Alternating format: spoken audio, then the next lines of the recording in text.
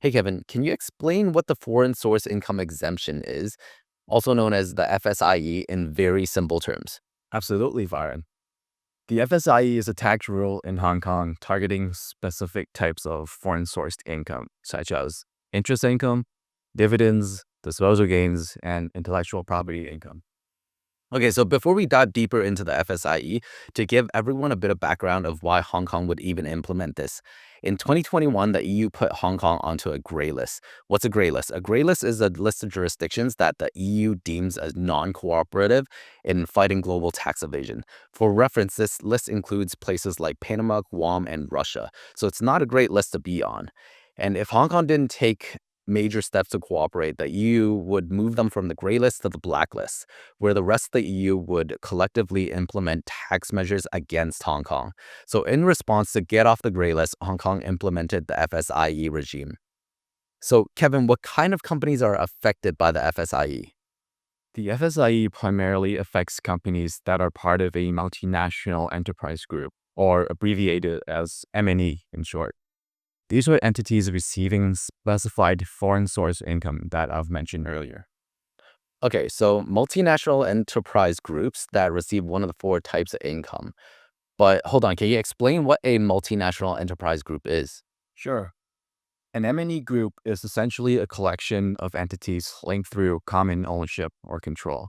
They usually have an ultimate parent entity that prepares consolidated financial statements.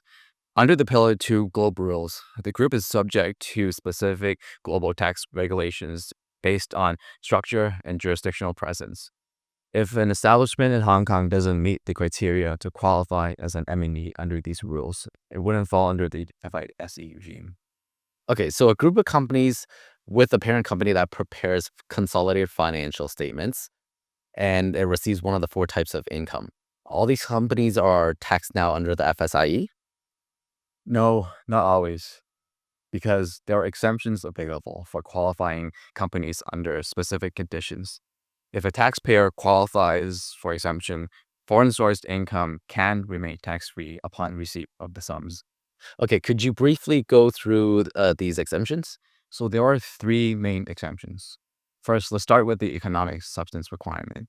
If a company demonstrates substantial business activities are in Hong Kong, in other words, it needs to show that it's genuinely doing business in Hong Kong by hiring enough employees and having incurred operating and capital expenditures in the area, then the exemption could apply.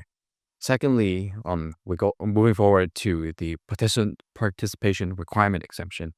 This applies to dividends and disposal gains. Companies owning at least 5% equity in the investee over a period of 12 months might apply for this exemption. Lastly, we have the nexus requirement. This applies to intellectual property income, requiring a proportional link between R&D activities and the income generated. In many cases, only a portion of IP income may qualify for exemption. The exact calculations can vary depending on the facts and circumstances surrounding the IP income. Okay, got it. So three types of exemptions: economic substance requirement, the participation requirement, and the nexus requirement. I think a real life example here would go a long way to helping everybody understand whether their companies will be affected or not. So let's use a small trading company as an example in Hong Kong that receives dividends and interest income. The shareholder is a non-resident living outside of Hong Kong. Does this company now need to pay taxes under the FSIE? In this case, if the company is owned solely by a natural person and the company lacks subsidiaries or permanent establishments in other jurisdictions, it's likely not considered as an M&E for tax purposes. Therefore, it should not be liable for taxes under the FSIE regime. Okay, so just to clarify, if the company is owned by one person and it doesn't have operations in other countries, it's generally not affected by the FSIE. Okay, let's go through one more example then. An investment company in Hong Kong receives dividends, but this time the shareholder is an offshore BVI company, and this company is a part of a larger group of companies. There's a small team in Hong Kong, including a director that flies between Hong Kong and, say, Singapore. Does this company have to pay taxes under FSIE? In this case, the investment company might be subject to the FSIE regime. However, going back to the exemptions available for dividend income, if it meets A, the economic substance requirement, or B, the participation requirement, then the sums might not be taxed. Okay, could you explain how the economic substance requirement exemption would apply in this scenario? Because I think it's a little bit more common. Yeah, it's a bit more common compared to the participation requirement.